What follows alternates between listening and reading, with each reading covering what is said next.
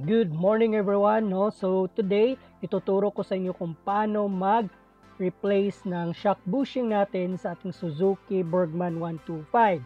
So nakita natin dito sa video nun, medyo umaalog-alog yung shock tower natin. So meaning yan, putok na yung bushing, no? Nung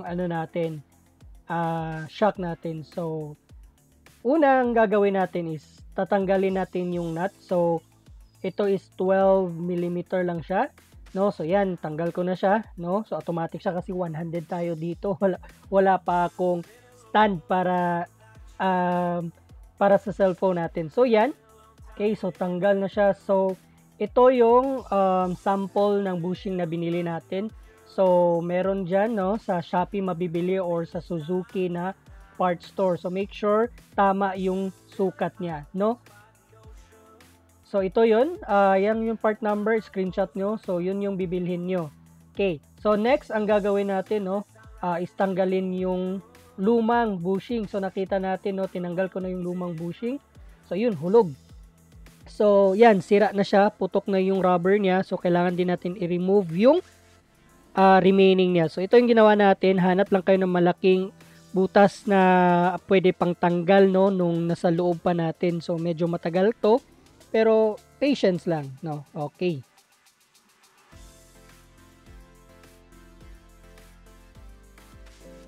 So yun, tanggal na yung outer bushing niya.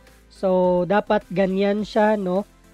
Make sure na malinis tsaka hindi magasgasan yung sa loob niya. So ito yun, yung dalawa. So wait lang, yan. So ayan yun. So yan yung inner, yung maliit siya yung outer na ring niya. So next ang gagawin natin naman is ibabalik natin yung bagong bushing, no? Ipapalit na natin yung bagong bushing. So paano gagawin natin yan? Simpleng solution lang. So same lang yung ginawa natin kanina kung paano pagtanggal, and then same lang din natin kung paano ikakabit. So makita natin yan. So hanap lang ako ng malaking nut, no, para magiging pang-lock siya. So kita nyo, dinandahan ko lang siyang pag-lock, and then yun, papasok niya siya.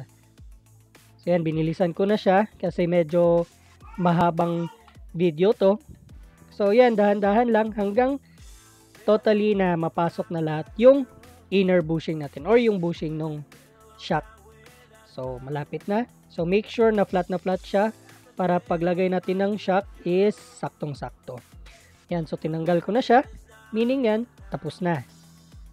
Yan, bilis lang yan. Pwede lang kayo mag-DIY kung gusto nyo.